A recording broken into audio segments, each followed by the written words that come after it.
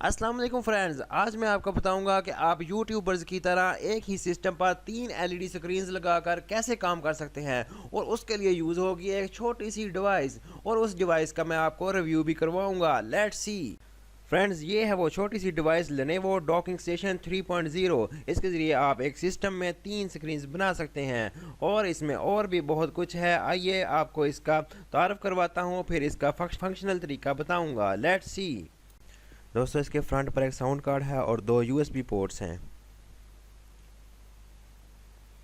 और ये display link certified device है।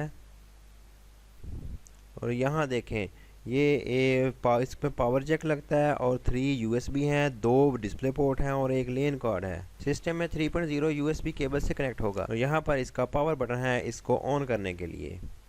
दोस्तों, यहाँ पर इसका डीसी अडाप्टर लगना है 20 वोल्ट और यहाँ पर लगनी है इसकी डाटा केबल और आगे 3 यूएसबी एक्सटेंशन केबल हैं। आप ऐसे एज ए हब इसको यूज़ कर सकते हो। और नीचे है इसका लेन कार्ड, यहाँ पर आप हम कंप्यूटर पर नेट चला सकते हो।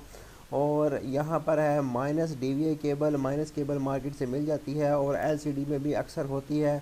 और इसके साथ है आपकी प्लस डीवीआई, इसका वीजीए कनेक्टर भी मिल जाता है और डायरेक्ट भी लग जाती है। और इससे आप 2 डिस्प्ले आउट यहाँ से हो जाएंगे और एक मेन आपकी कंप्यूटर की एलसीडी होगी। चलिए अब कंप्यूटर में बताता हूँ कि कहाँ से इसको आपने ऑन करना है।